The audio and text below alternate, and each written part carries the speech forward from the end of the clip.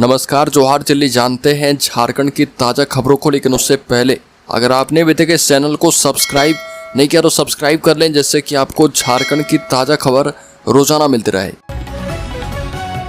सबसे पहली खबर, पलामू में जल्द बनेगा राज्य का पहला टाइगर सफारी पार्क। झारखंड वासियों के लिए जल्द ही टाइगर सफारी पार्क की सौगात उन्हें मिलने वाली है। इसके निर्माण को लेकर सर्वे का काम भी पूरा हो चुका है। जानकारी के मुताबिक पलामू टाइगर रिजर्व के बरवाडीह पश्चिमी वन प्रक्षेत्र इलाके में टाइगर सफारी की शुरुआत होगी और बिहार के राजगीर जू सफारी की तर्ज पर झारखंड के पलामू टाइगर रिजर्व के एरिया से बाहर करीब 300 हेक्टेयर में बरवाडीह मंडल रोड के पुटुआगढ़ जंगल में सफारी बनाने का प्रस्ताव रखा गया है। इस प्रस्ताव को राज्य में होने वाली टाइगर फाउंडेशन की बैठक में सरकार के समक्ष रखा गया है। अगली खबर, आईपीएल की तरह झारखंड प्रीमियर लीग का आयोजन किया जाएगा। जेएससीए प्रबंधन समिति के मतदान के बाद परिणाम की घोषणा हो चुकी है। जेएससीए के सदस्यों ने अजय नाथ सहदेव की द टीम पर अपना भरोसा जताया। काउंटिंग शुरू होने के 1 घंटे के बाद से ही जैसे जैसे अजय नाथ सहदेव गुट की बढ़त के रुझान सामने आने लगे, उनके समर्थकों ने स्टेडियम के मेन गेट के बाहर जोरदार आतिशबाजी शुरू कर दी। समर्थकों ने करीब 1 घंटे तक पटाखों की श्रृंखला चलाई। जीत के बाद नवनिर्वाचित सचिव सौरभ तिवारी ने कहा कि सभी जिलों में क्रिकेट इंफ्रास्ट्रक्चर को मजबूत करने के साथ ही टैलेंट स्काउटिंग सिस्टम विकसित करने की योजना पर काम होगा। इससे नई प्रतिभाओं को सामने लाकर तराशा जा पाएगा। अगली खबर, राज्य के कोडरमा जिले में झोला छाप डॉक्टर ने लगाई सुई, मरीज की हुई मौत। कोडरमा जिले के डोमचांच में एक अवैध रूप से संचालित क्लिनिक में इलाज के दौरान 45 वर्षीय व्यक्ति की मौत हो गई। मृतक की पहचान बेहराडीह गांव निवासी छोटेलाल मेहता के रूप में की गई है। जानकारी के मुताबिक छोटेलाल को डोमचांच बाजार से घर लौटते समय मोटरसाइकिल दुर्घटना में हल्की चोट लग गई। परिजनों की सलाह पर वो अपने बेटे और भतीजे के साथ ढाब रोड स्थित ओम होम्यो हॉल पहुंचे। क्लिनिक में डॉक्टर केडी प्रसाद ने छोटेलाल को लगातार 4 इंजेक्शन लगाए। इंजेक्शन लगते ही छोटेलाल की मौत हो गई। अगली खबर, एमएलए श्वेता सिंह मामले में बोकारो डीसी की जांच पूरी, मुख्य निर्वाचन पदाधिकारी को सौंपी गई रिपोर्ट। बोकारो विधायक श्वेता सिंह के खिलाफ मिली 2 पैन कार्ड, कई वोटर कार्ड और चुनाव के समय गलत जानकारी उपलब्ध करवाने संबंधित शिकायत की बोकारो डीसी ने प्रारंभिक जांच पूरी कर ली है। उन्होंने इससे संबंधित रिपोर्ट मुख्य निर्वाचन पदाधिकारी को भेज दी है। डीसी को भाजपा की ओर से जो शिकायत मिली थी उसमें श्वेता सिंह के द्वारा विधानसभा चुनाव में नामांकन के समय दायर शपथ पत्र में गलत सूचना देने का आरोप लगाया गया था। मामले की प्रारंभिक जांच में पाया गया है कि श्वेता सिंह के पास 2 पैन नंबर हैं। एक पैन कार्ड रामगढ़ और दूसरा गुड़गांव से जारी किया गया है। गुड़गांव से जारी किए गए पैन से रिटर्न दाखिल नहीं किया गया है। अगली खबर, नक्सलियों के गुप्त गोदाम से विस्फोटक बरामद, 5 आईडी निष्क्रिय। बता दें कि झारखंड के पश्चिमी सिंहभूम जिले के एक वन क्षेत्र से बड़ी मात्रा में विस्फोटक बरामद किए गए, जिनमें 5 आईडी भी शामिल है। पुलिस अधीक्षक आशुतोष शेखर ने बताया कि तलाशी अभियान के दौरान सुरक्षा बलों को टोटो थाना क्षेत्र के रूतागुटू गांव के पास नक्सलियों का गुप्त गोदाम मिला। एसपी ने बताया कि 5 आईडी, 2 डेटोनेटर, जिलेटिन की 18 छड़ें, 4-5 किलोग्राम अमोनियम नाइट्रेट ईंधन और 2 प्रेशर कुकर, 1 टिफिन बॉक्स और 5 स्टील कंटेनर जब्त किए गए हैं। अगली खबर, आज से झारखंड में बदल सकता है मौसम। बता दें कि झारखंड के अधिकांश हिस्से में तेज हवाओं के साथ तूफान आने का अनुमान है और मौसम बुलेटिन में जानकारी दी गई। मौसम विभाग ने बताया कि राज्य के दक्षिणी, मध्य और पूर्वोत्तर हिस्से के करीब 20 जिलों में गरज के साथ छींटे पड़ेंगे और अधिकतम 60 किलोमीटर प्रति घंटे की रफ्तार से तेज हवाएं चलेगी, जिसके लिए ऑरेंज अलर्ट जारी किया गया है। अगली खबर, चंपई सोरेन ने कहा कि प्रतिनिधिमंडल भेजने के केंद्र सरकार के कदम की सराहना करता हूं। झारखंड के पूर्व मुख्यमंत्री चंपई सोरेन ने केंद्र सरकार द्वारा गठित सांसदों के सर्वदलीय प्रतिनिधिमंडल की सराहना की। भाजपा नेता चंपई सोरेन ने समाचार एजेंसी से बात करते हुए कहा कि अब बात सभी देशों को पता होनी चाहिए कि ऑपरेशन सिंदूर में भारतीय सेना ने पाकिस्तान में घुसकर आतंकवाद का उनका केंद्र तबाह कर दिया। भारत को अशांत करने के लिए पाकिस्तान बरसों से प्रयास कर रहा, उसी का मुंहतोड़ जवाब इस बार भारत सरकार ने दिया है। आतंकवाद के केंद्र को ही ध्वस्त किया है। अगली खबर, झारखंड के अस्पतालों में आयुष्मान जन आरोग्य योजना के तहत मिलने वाली स्वीकृत राशि के भुगतान में देरी से निजी अस्पताल परेशान हैं। कई बड़े निजी अस्पतालों का पिछले 3 महीने से कोई भुगतान नहीं हुआ है, जबकि राज्य के लगभग 212 निजी अस्पतालों को पिछले 1 साल से कोई भुगतान नहीं किया गया। इस कारण मरीजों का इलाज प्रभावित हो रहा। Association of health care providers India के प्राधिकारियों ने बताया कि पैसे के अभाव में अस्पताल उपकरण की खरीदारी नहीं कर पा रहे। इससे मरीजों का इलाज और ऑपरेशन प्रभावित हो रहा। उन्होंने कहा कि इसको लेकर association of health care providers India के प्राधिकारियों ने स्वास्थ्य मंत्री डॉक्टर इरफान अंसारी से मुलाकात की है। अगली खबर, पूर्व पार्षद असलम एवं उसके भाइयों पर गिरफ्तारी की तलवार, हाईकोर्ट ने नहीं दी अग्रिम बेल। एक युवक पर जानलेवा हमले के मामले में आरोपी हिंदपीढ़ी के पूर्व पार्षद मोहम्मद असलम और उसके भाई आसिफ हुसैन अकरम उर्फ रामू और दिलावर हुसैन उर्फ मुन्ना को हाईकोर्ट ने अग्रिम बेल देने से इनकार कर दिया। इससे पहले रांची सिविल कोर्ट ने उक्त सभी आरोपियों को अग्रिम बेल देने से इनकार करते हुए अग्रिम जमानत याचिका ठुकरा दी थी, जिसके बाद सभी ने हाईकोर्ट में गुहार लगाई थी। हाईकोर्ट से अग्रिम बेल नहीं मिलने के बाद असलम और अन्य आरोपियों पर गिरफ्तारी की तलवार लटक रही है। इधर पीड़ित युवक के परिजनों का कहना है कि पुलिस आरोपी को गिरफ्तार नहीं कर रही है। सभी आरोपी मोहल्ले में आराम से घूमते हैं।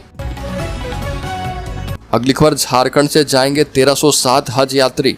इस बार एक भी बच्चा शामिल नहीं होगा। यात्रियों की संख्या लगातार कम कर रहा सऊदी अरब। झारखंड के विभिन्न राज्य से इस वर्ष कुल 1307 हज यात्री हज पर जा रहे। इनमें राजधानी रांची से हज जाने वालों की संख्या सबसे अधिक है। रांची से कुल 217 हज यात्री हज के लिए रवाना होंगे, जिसमें कुल 118 पुरुष और 99 महिलाएं शामिल है। इस बार हज यात्रा में राज्यभर से कुल 1299 पुरुष और 724 महिलाएं जा रही है। हज यात्री अगर अपना ऑनलाइन रिपोर्टिंग कर लेंगे तो इससे उनका एक दिन का समय बच जाएगा। ऑनलाइन रिपोर्टिंग करने वाले हज यात्रियों को 2 दिन पूर्व अपने गंतव्य एम्बार्केशन पॉइंट पर जाने की आवश्यकता नहीं होगी। अगली खबर, 20 महीने से फरार देवर की हत्या आरोपी महिला गिरफ्तार। गिरिडीह में आखिरकार लगभग 20 महीने तक फरार रहने में सफल रही अपने देवर के हत्या की आरोपी महिला ज्योति देवी पंचवा थाना क्षेत्र के करहार बारी स्थित अपने मायके से गिरफ्तार की गई। पंचवा पुलिस के सहयोग से सरिया पुलिस ने ज्योति को गिरफ्तार किया है। ज्योति के पति अजय राम को इसी मामले में एक दिन पहले जिला एवं सत्र न्यायाधीश चतुर्थ हरिओम कुमार की कोर्ट ने दोषी ठहराया था। गिरफ्तारी के बाद ज्योति को सरिया पुलिस ने न्यायिक अधिकारी के समक्ष प्रस्तुत किया, जहां से उसे न्यायिक हिरासत में केंद्रीय कारा गिरिडीह भेज दिया गया है। अगली खबर, धनबाद स्टेशन के दक्षिणी छोर पर झुग्गी झोपड़ी में रहने वालों की जांच। धनबाद स्टेशन की दक्षिणी छोर पर पुलिस ने अभियान चलाया। सड़क किनारे झुग्गी झोपड़ी बनाकर रह रहे लोगों की विस्तृत जांच की गई। स्टेशन के बगल में स्थित छाई गद्दा में रहने वाले की जांच की गई।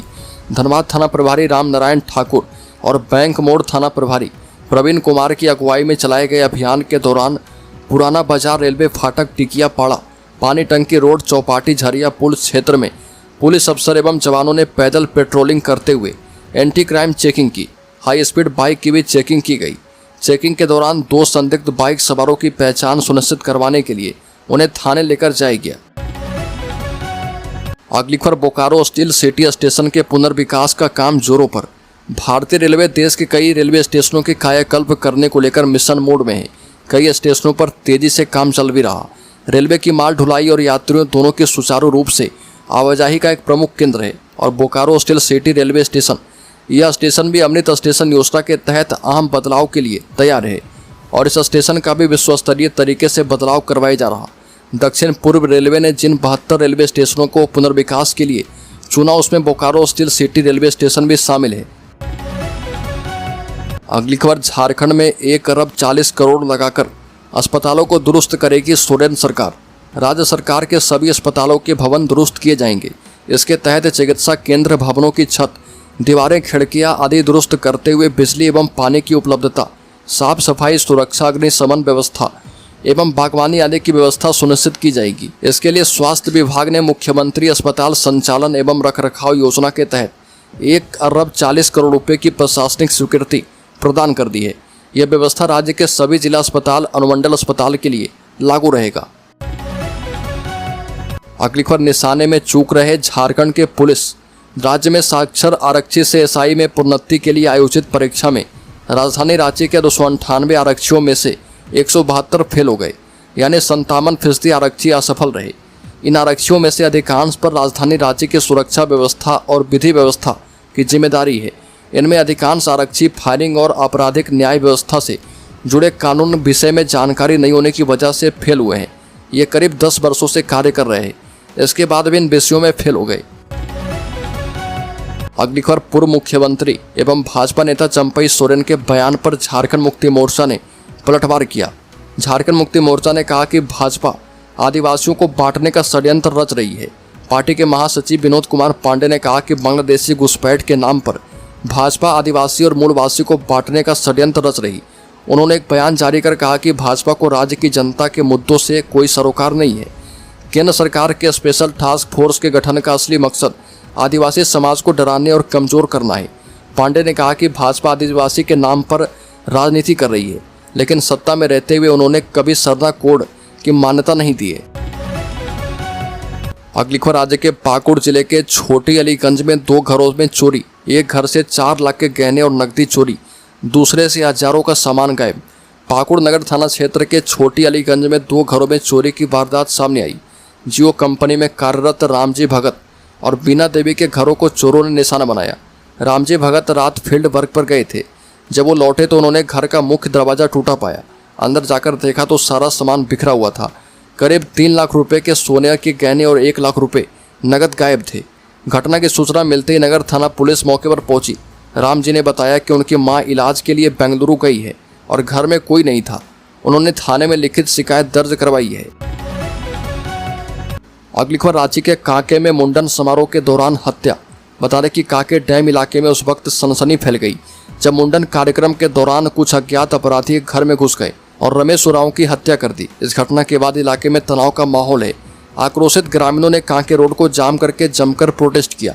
जानकारी के मुताबिक कांके डैम क्षेत्र स्थित एक घर में मुंडन का कार्यक्रम चल रहा था। उसी दौरान कुछ लोग अचानक घर में घुस आए और रमेश उरांव पर हमला कर दिया।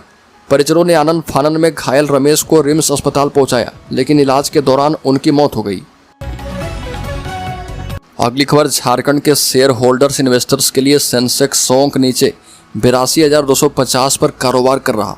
हफ्ते के पहले कारोबारी दिन 19 मई को सेंसेक्स करीब 100 अंक गिरकर 82,250 के स्तर पर कारोबार कर रहा है। निफ्टी में 10 अंक की गिरावट है और ये 25,000 के स्तर पर है। सेंसेक्स के 30 शेयर में से 18 में तेजी है।